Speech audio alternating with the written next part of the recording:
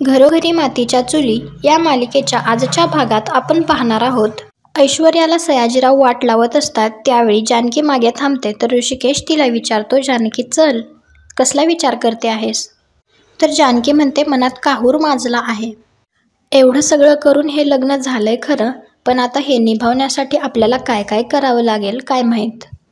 तर ऋषिकेश म्हणतो, तू काही काळजी करू नकोस, होईल सगळं व्यवस्थित. ऐश्वर्या आणि सारंग रणदिवेंच्या घरी आलेले असतात. त्यावेळी जानकीची गृहप्रवेशाची तयारी चालू असते. तर जानकी आईंना म्हणते, आई तुम्ही यांना ओवाळून घ्या, मग गृहप्रवेश होईल आणि ते आत येतील. तर सुमित्रा म्हणते, नाही जानकी, आज सगळं तूच करायचं, हा तुझा मान आहे. तू लग्न करून या घरात आली होतीस तेव्हा करती मी होते. तू या घरातली एकुलती एक सून होतीस, पण आता दुसरी सून आली आहे आणि तू या घरची थोरली सून झाली आहेस. तर आता या घरातील सगळं काही थोरलेपणाने मोठेपणाने तूच करायचं. तुझा आणि ऋषिकेशचा संसार सांभाळायला आम्ही दोघे होतो, तसंच आता ऐश्वर्याचा आणि सारंगचा संसार सांभाळायला तुम्ही दोघे आहात. तर जानकी त्यांचं औक्षण करते आणि ऐश्वर्याला माप ओलांडून आत यायला सांगते. त्यावेळी शर्वरी आतमध्ये येते आणि म्हणते, वहिनी हे तू काय करत आहेस? उखाणा घेतल्याशिवाय कोणीही आतमध्ये येणार नाही. ऐश्वर्या मनात विचार करते, काय चाललंय हे सगळं नाटक? तर शर्वरी ऐश्वर्याला म्हणते, काय ग, उखाणा पाठ केला नाहीस की विसरलाय? तर सुमित्रा जानकीला म्हणते, जानकी तू सांग तिला उखाणा. जानकी तिला उखाणा सांगते तर ऐश्वर्या उखाणा घेते. विखे पाटलांची लाडकी लेक, झाली रणदिवेंची सून, घेतले सारंगचे आशीर्वाद नमस्कारासाठी वाकून, सारंगरावांचं नाव घेते उंबरठ्यावरचं माप ओलांडून. तर ऐश्वर्या मनात विचार करते, गृहप्रवेश माझा आहे आणि कौतुक या जानकीचं चालू आहे. त्यानंतर ऋषिकेश सारंगला सुद्धा उखाणा घ्यायला सांगतो. तर सारंग म्हणतो, मायेची माझी माऊली, वैनी प्रेमाची सावली, आणि त्यांचेच धडे गिरवत ऐश्वर्या आलीये लक्ष्मीच्या पावली. नाना ऐश्वर्याला म्हणतात, खरंच सुनबाई, आमच्या सुमित्राचा आणि जानकीचा धडा गिरवायचाय तुम्हाला, म्हणजे संसार सुखाचा होईल. तर ऐश्वर्या मनात म्हणते, धडा गिरवायचाय माय फूट. त्यानंतर माप ओलांडताना ऐश्वर्या पायाने ते माप एकदम लांब आणि जोरात ढकलून देते.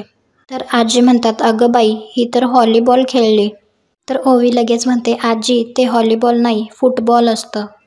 तर ऐश्वर्या म्हणते, सॉरी चुकलं माझं, पण मला असं नाजूक साजूक वागायची सवय नाही. तर सुमित्रा म्हणते, असू दे ग, आपलं काहीतरी चुकतंय याची जाणीव होणं हेच खूप महत्त्वाचं. तर ऐश्वर्या म्हणते, तुम्ही रागावला नाहीत ना माझ्यावर? तर सुमित्रा म्हणजे, थोडीशी रागावले होते, पण तुझं गोड बोलणं ऐकून माझा राग पळून गेला. तर जानकी म्हणते, रणदिवेंच्या घरात लक्ष्मी येणार आहे, म्हणजे तिचं स्वागत एकदम धमाकेदार झालं पाहिजे. जेव्हा मी या घरात आले होते तेव्हा आईंनी अगदी स्पेशल स्वागत केलं होतं माझं. माझ्या धाकट्या जाऊबाईंचं सुद्धा मी तसंच स्पेशल स्वागत करणार आहे.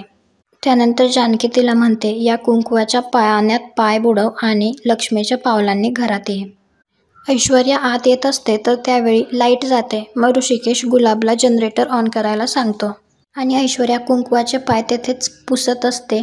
तर जानकी म्हणते, ऐश्वर्या हे काय करत आहेस तू? तर ऐश्वर्या म्हणते, मग काय असंच बरबटलेल्या पायांनी आतमध्ये येऊ का? तर जानकी म्हणते, तुला वाटतं का मी हे घर तुला बरबटू देईल? ही कुंकवाची पावलं आपण लक्ष्मीची पावलं समजतो आणि तीच उमटायला हवीत.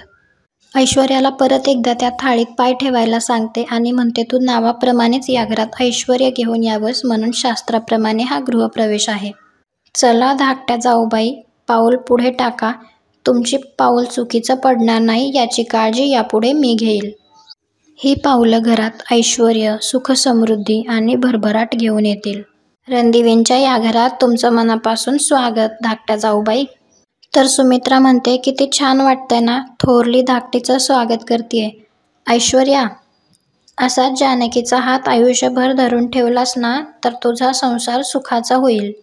इकडे सयाजीराव त्या माणसाला चापट मारतो आणि त्याच्यावर ओरडत असतो, कसा पळाला तो? तर तो माणूस म्हणतो, अहो साहेब, 1 मिनिटासाठी गेलो होतो बाथरूमला. मला तर वाटतं साहेब हे सगळं ओळखीच्या माणसाचंच काम आहे. त्याला तो पक्का माहीत होता की तो तिकडे आहे. मी फक्त 1 मिनिटासाठी नव्हतो तिथे, तेवढ्यात घरच्याच माणसाने कोणीतरी सोडवलंय त्याला. तर सयाजीराव म्हणतो, मी सोडवलं का? तुला सांगितलं होतं ना हलू नको म्हणून. का हल्लास तू? आणि दुसऱ्या माणसाला, याला माझ्या नजरेसमोरून घेऊन जा असं सांगतो. त्यावेळी कावेरी तेथे येते आणि ती मनात विचार करते, अरे देवा, कोणी सोडलं ते शोधतायत.